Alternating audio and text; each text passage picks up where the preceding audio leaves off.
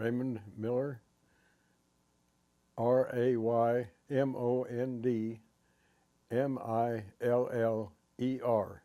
Great. What is your birthday?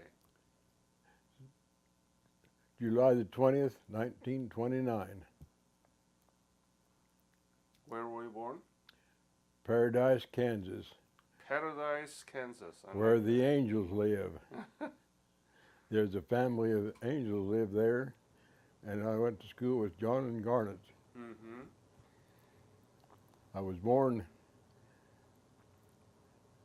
west of Paradise,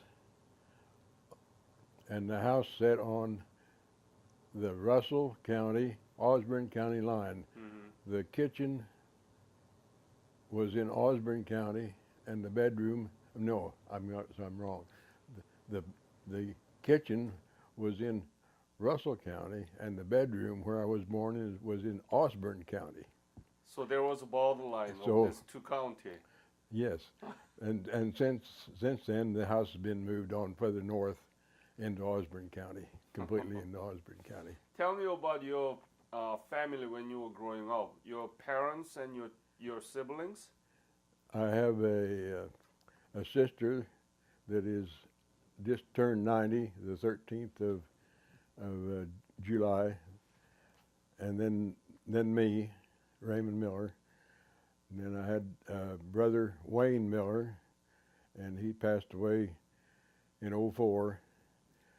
Then Marvin Miller, and he lives in Russell County, or he lives in Russell. And then I'm sorry, I got No, go ahead. Go ahead. Wayne was after me. He passed away. Then Marvin, then Frank, and he's passed away. How many siblings do you have? 7, I think 7. 7. I'd have to count. I'd have to count them on my fingers.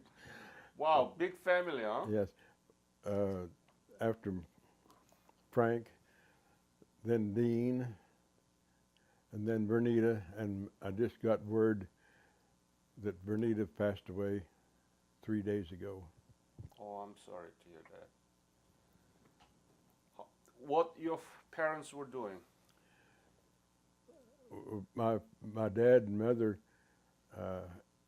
my dad farmed until the dirty 30s came and he lost the farm, and then he was a carpenter. Carpenter. And when did you graduate high school? I did not graduate from high school when I should, because I was stupid in English. Did you make the trouble? I lacked a half a credit, Uh-huh.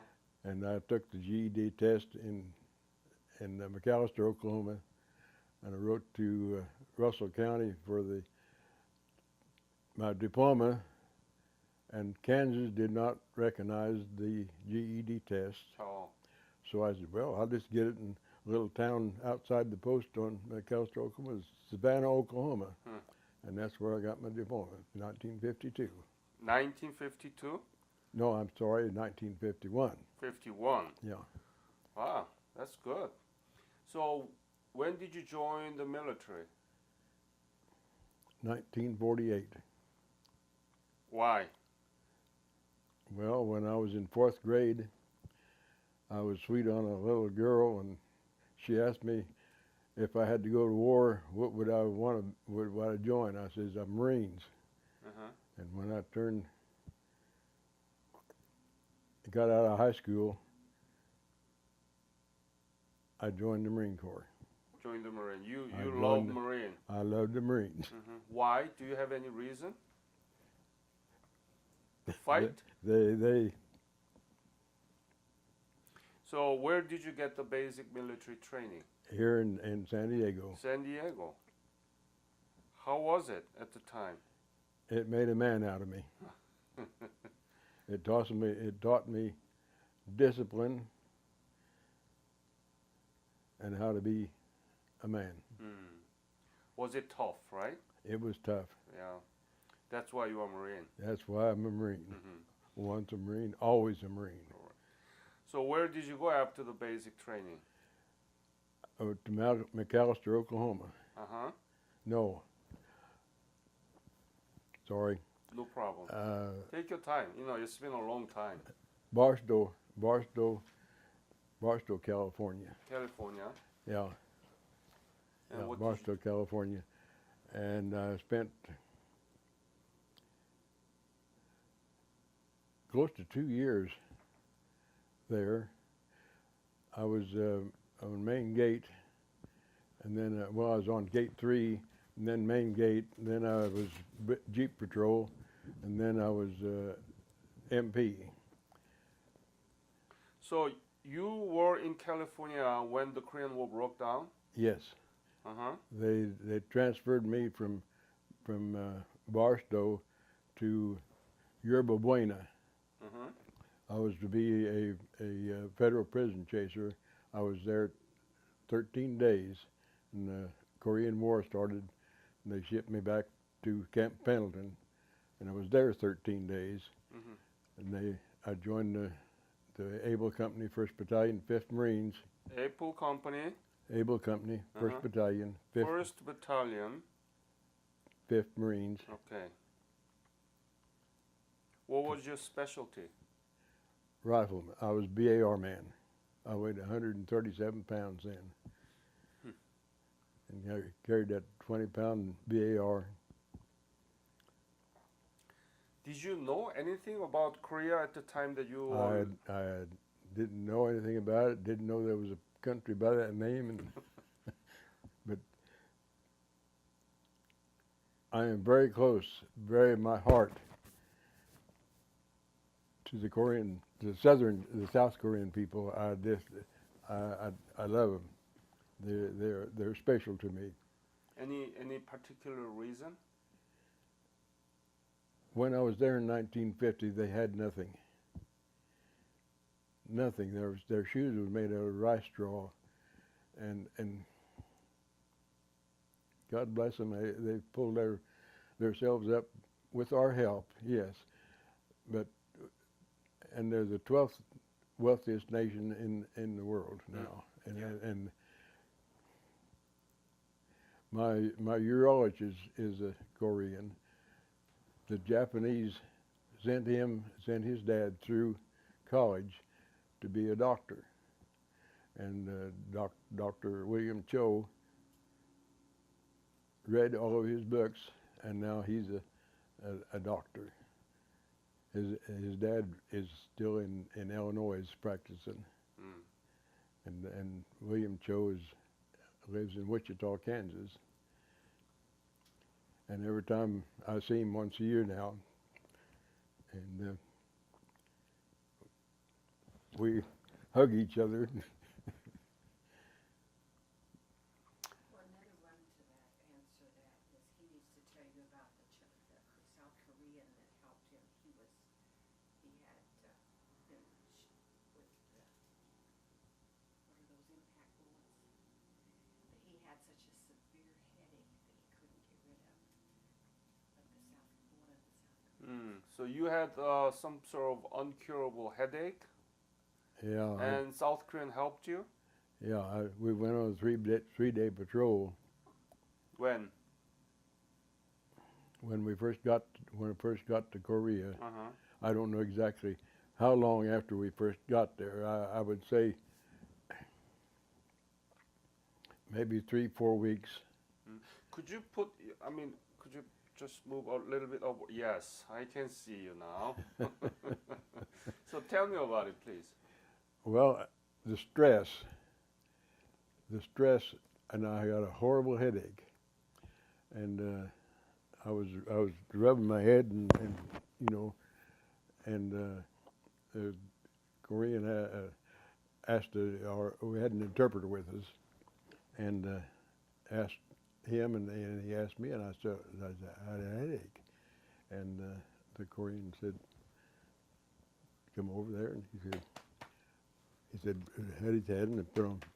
And so I went over and put my head on his knee, and he started massaging.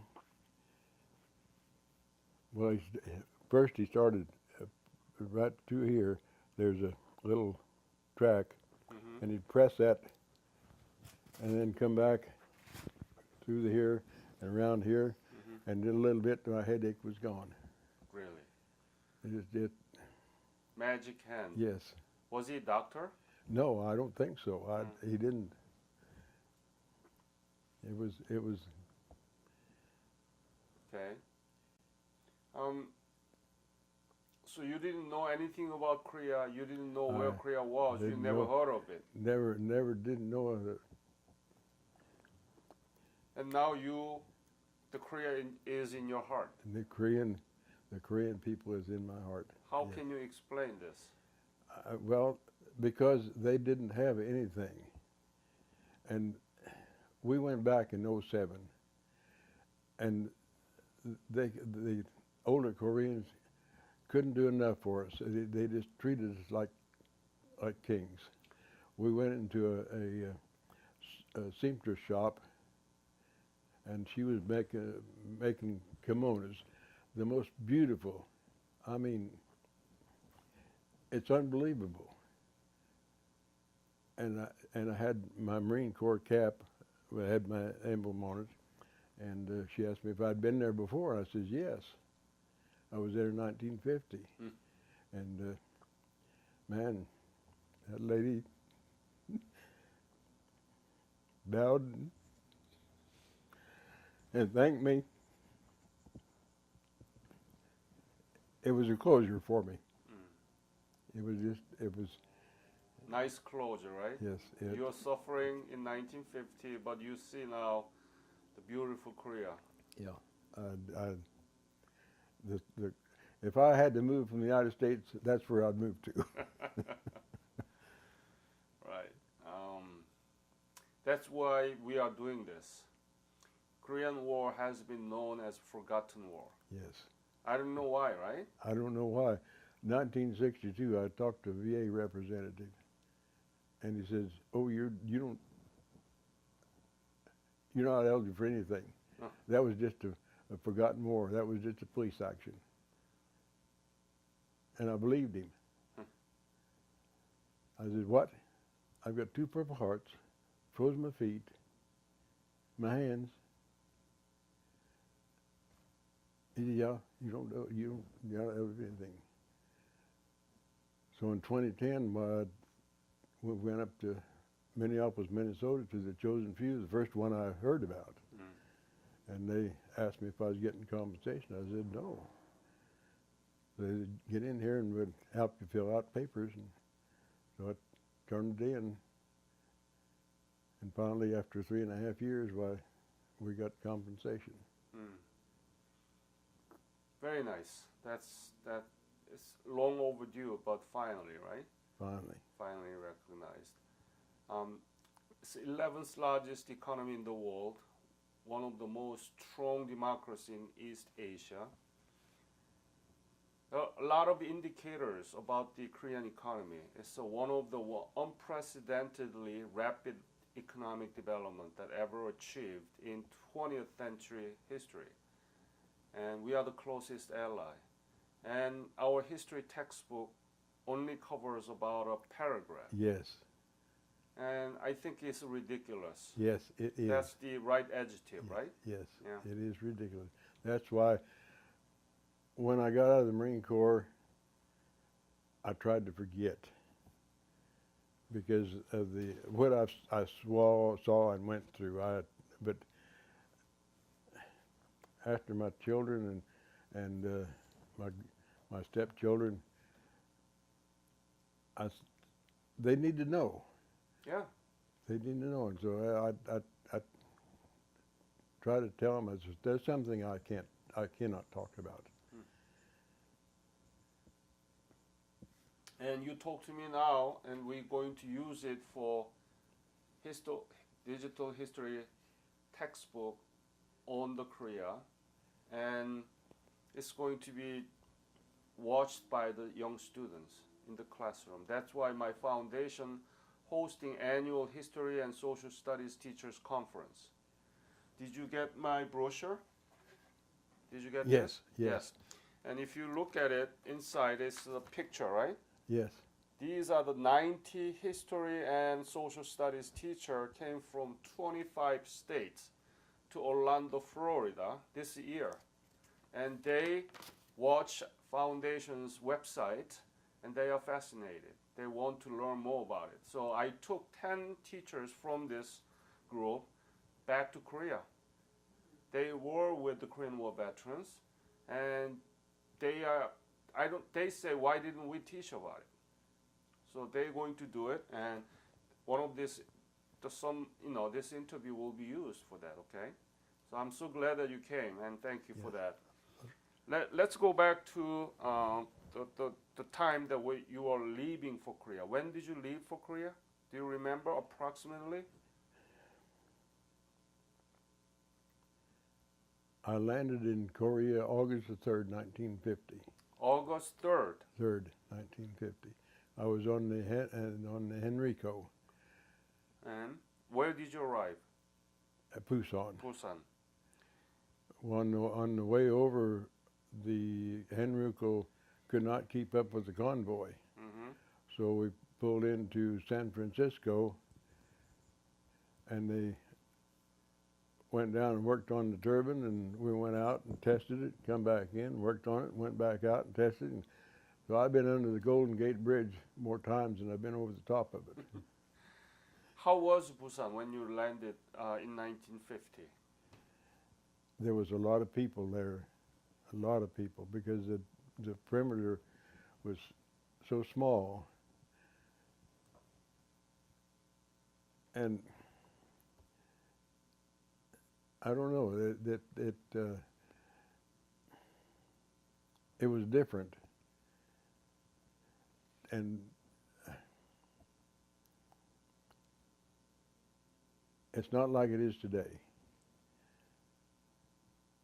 The Korean people had been under the Japanese, and the Japanese had practically destroyed their country and their way of life, because they had tried to make them into the Japanese way of thinking and even their language. And that to me, that's wrong. Yeah. And so did you engage in the Busan perimeter battle? Yes. Describe that. How severe was it? The first time up Obanga Ridge,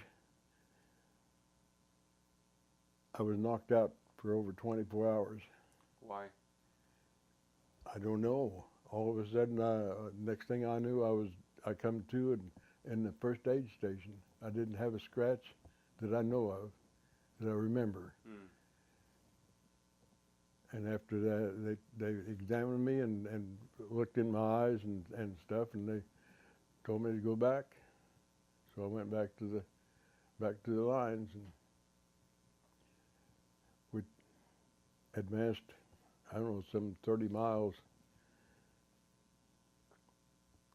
And then the Army lost it again. And the second time up, I was walking through, we advancing through a rice paddy, and machine guns opened up on us, and I got hit in the leg and knocked down. And then? And I think that was God's way of saving me. Mm-hmm. for not being into the main battle. God was with me all the way. Just so many times, so close. And to this day, I praise God for everything. Mm-hmm. So were you evacuated from there? No, Then I wasn't wounded bad enough, and they wanted to put me back in the rest camp. I says, no. I says, just like falling off a horse, get back on and go. Mm-hmm. So I went back up. Again? I went back up and joined my guys. And then did you go to Incheon? I was on the first wave going in Incheon, and Cemetery Hill was our objective. How was the landing process? Well, there was a brick wall, I mean a rock wall Mm-hmm. going in. We had to have ladders out of the landing craft to go in up onto the beach. Was there North Korean resistance? Yes. Oh, we, really? It was hell. When was that? Are you in the very first wave of? I was on the first wave going in. Mm. Yes. Most of other veterans told me that there was not much resistance from North Oh, Korea. yes. Tell me about it. Well, there was a trench, and it was full of North Koreans, Mm-hmm. and they opened up on us. Well, we cleaned them out. They I can't talk about that. The grenades come out and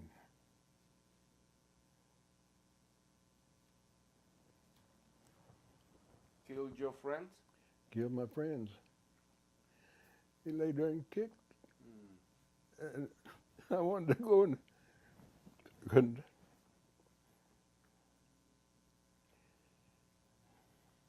What were you thinking?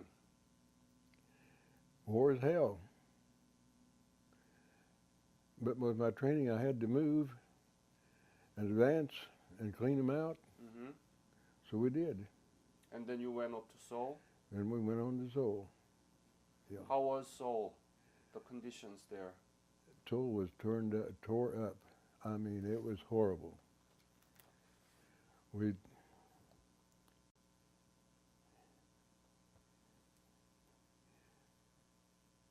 We come down to a railroad yard, and there was a 155 with the muzzle sticking through the railroad car, and every time he'd fire, that railroad car would bounce.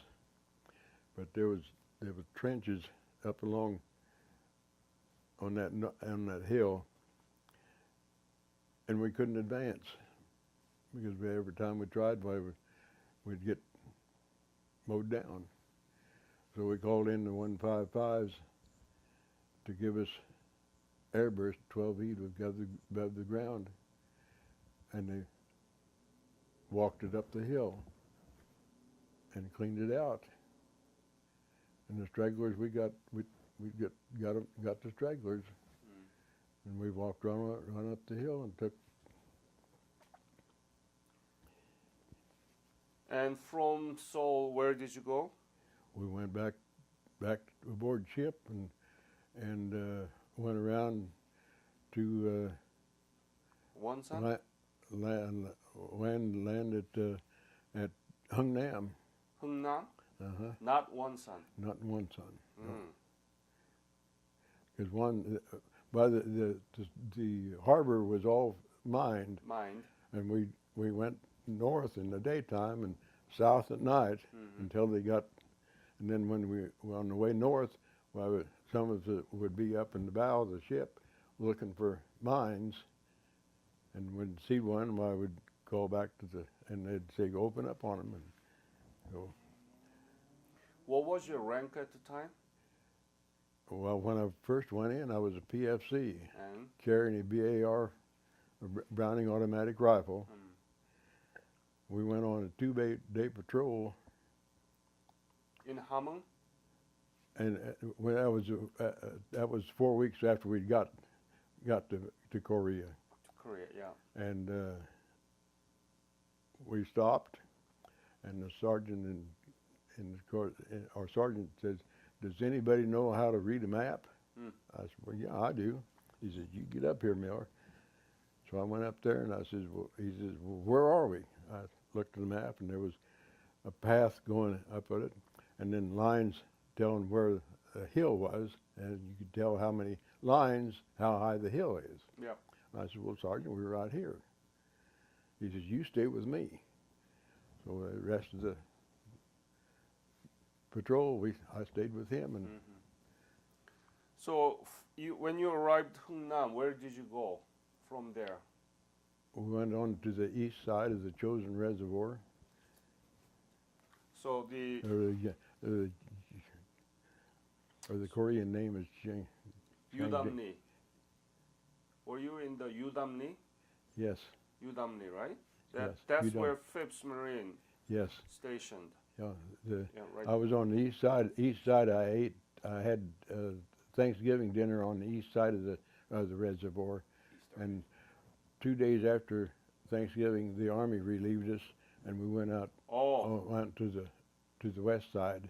So you were with the 32nd Regiment of No. Army? No, No? I was the Marine.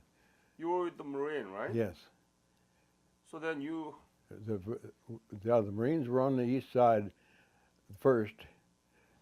can you point from that map? Was right in here. We went patrol Where? right in here, Mm-hmm.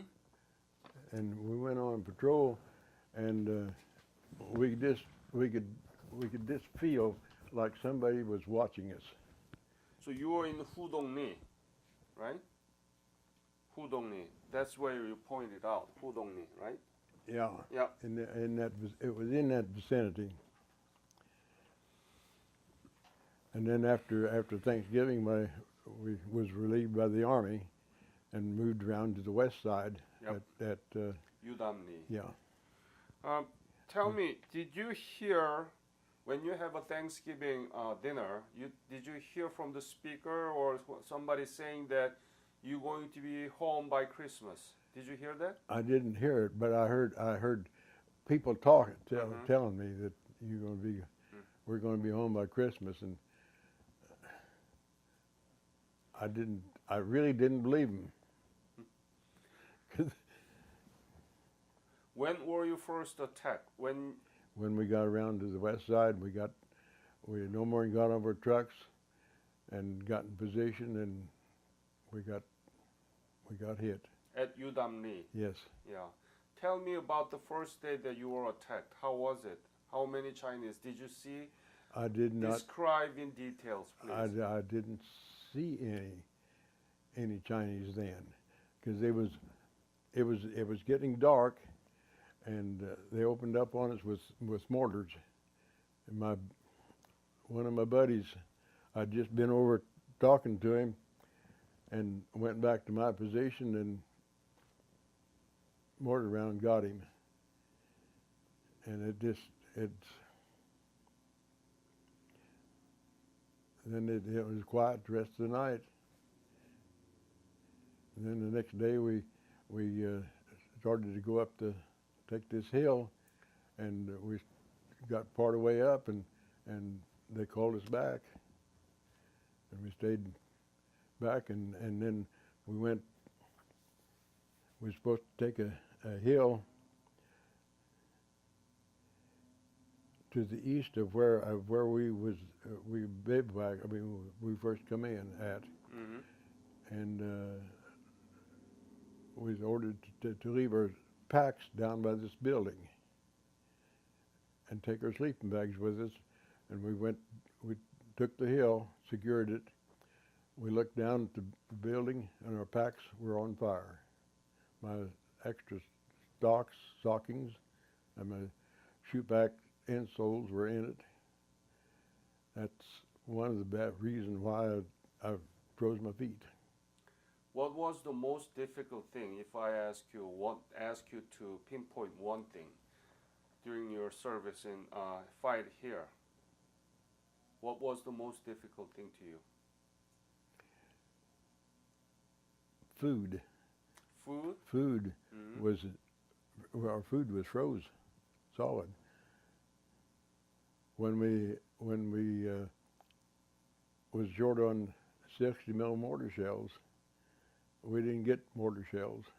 We got Tootsie Rolls. But that was a good thing, because that's all I ate for 78 miles, because all of our food was froze.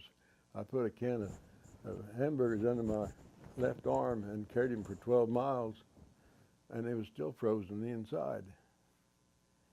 So why try to eat frozen food when you could put a frozen Tootsie Roll in your mouth and a little bit it would be soft enough to eat and it'd give us energy to go on.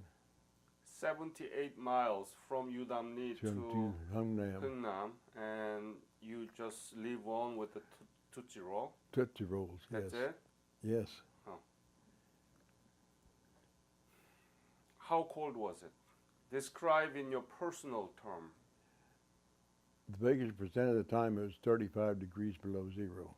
Meaning to you personally. That was cold. Because I lived in Kansas and we didn't have that severe cold. Maybe 5 degrees below zero. Were you afraid at the time?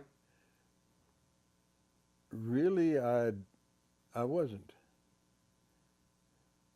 The only time I was afraid was when we'd taken Seoul and we was in a bunch of trees and they opened up on us in mortars and the mortars would hit the trees and the shrapnel would just go down. That was the only time that I was really afraid. But the battle in Changjin Reservoir was much more severe, right? Chinese, Yes. all you are surrounded by Chinese. At one time, when they attacked us at night,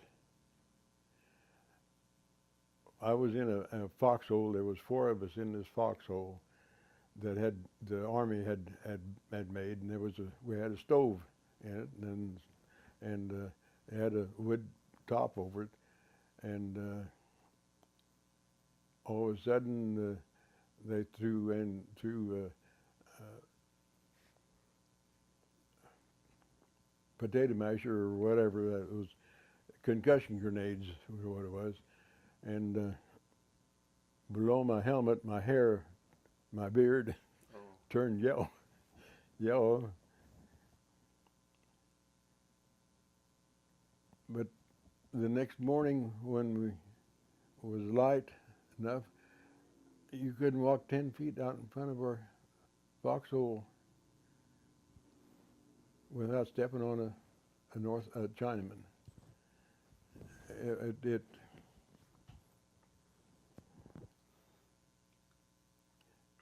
The human flesh was stacked up like everything. It horrible.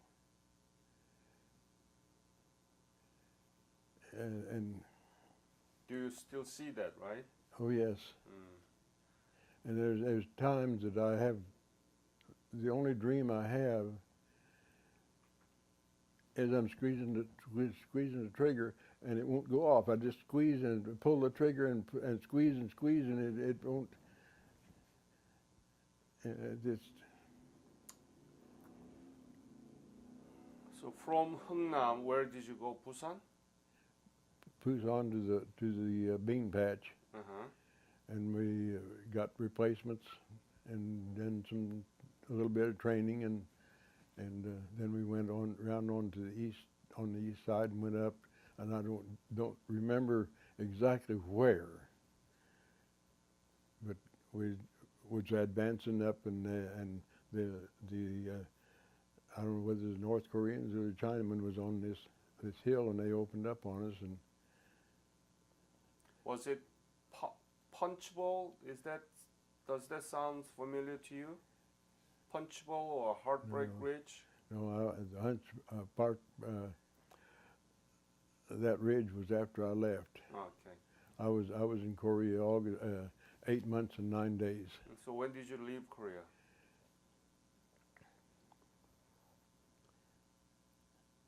I landed in California March the 22nd, I believe. I just have to do. So you've been back to Korea 2007, and you know this clear picture during the war and 21st century of Korea. Beautiful. And we stayed in the Lottie Hotel, and the toilet seats were heated, and it was Korea is now the largest market share of the computer chip, yes. the most advanced technology. And I drive a Kia. You drive Kia? I drive a 2016 Kia, and we love it. Brand new then. Yes. Did you buy Korean car before too? Is it first Korean car? No, I had a 13. We had a 13 Kia, and That many. It only had 28,000 miles on it, and we took it down to the Kia place, and I don't know. We just it just happened. But the 16 is a lot more amenities in the 16, and any episode that still bothers you, or any episode that you were really rewarded, or anything that you want to share with me? The air panels. The What? air panels. when we was coming out of the trap, the column got stopped because of firefight. I mean, the Chinese hit it, and Where was it? I have no idea where it was. Was it after you evacuated from Yeah. Hunnan? Yeah, Okay, got it. Yeah. when from So it's from somewhere Hudong, in east side. somewhere.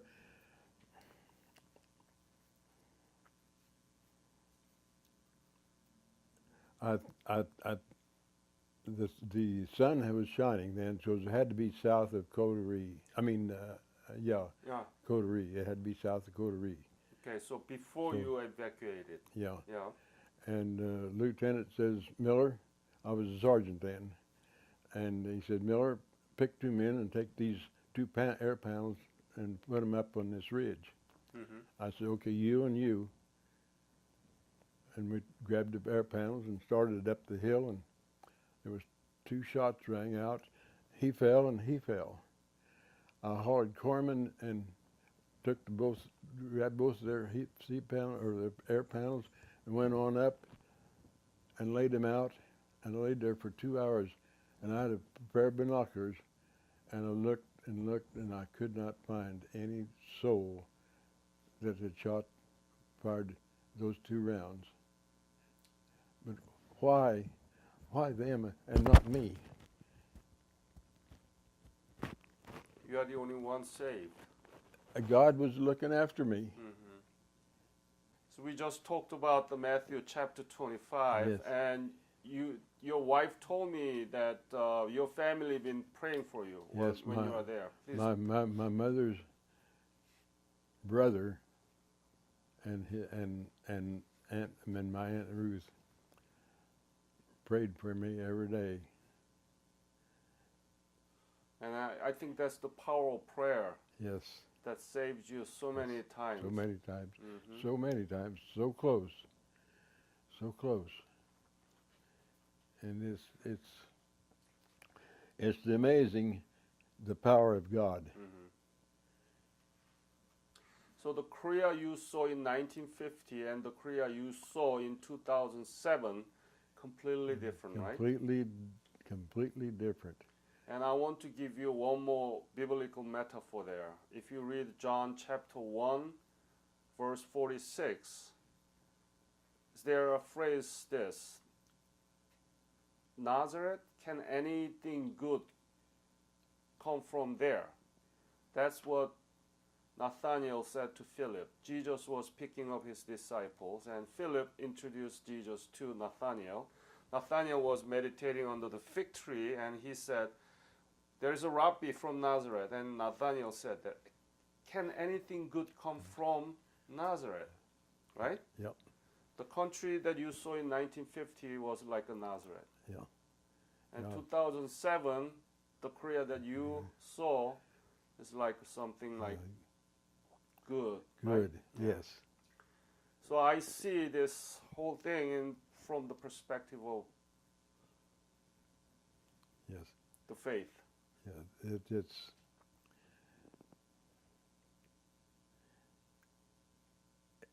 our God is an awesome God, Yep. and He needs all the praise and the thanks for every day. Hmm. So that's the life of being blessed. Amen. Amen. And any other message you want to leave to this interview? I think your wife has inventories of stories already there, right? Anything that you recommend him to talk more?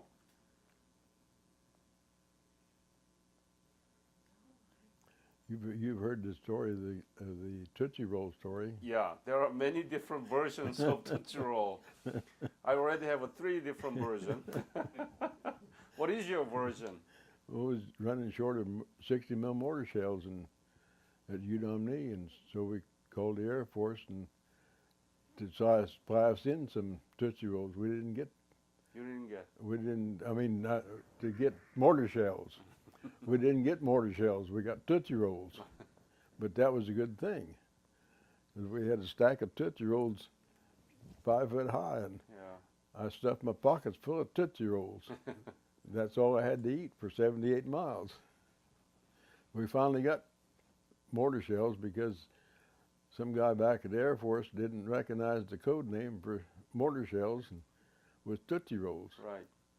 And you That's go the to first version that I heard. and you go to the Marine Corps Museum, and the chosen room, there's a Marine walking, and there's Tootsie Roll wrappers on the ground. That's can be another interesting story that our students can learn about it. Tootsie Roll. Don't you think it will be interesting to the elementary school children? Yes. Yeah. And then they can learn about the Jangjin battle very naturally, and So, any other story? And that to this day, every reunion we have, Tootsie Roll Company supplies us Tootsie Rolls. I saw that. Yep. And even to this day, I love to eat Tootsie Rolls. As long as your teeth is okay, right? Yeah. Yep. Ray, I think that is the legacy of your service, that Korea came beautifully out of those devastation. Now Korea is the example of something that can come out very good, beautiful, and powerful, and strong. Yes. And that's why the Korean nation never forgets you, and we want to thank you on behalf of Korean nation. And I'll never forget Korea. Yes. So please work with me so that we can work with the history teachers about the legacy of the Korean War and Korean War veterans. Right? Right. Thank you, Raymond. You're welcome. Thank you. Thank you.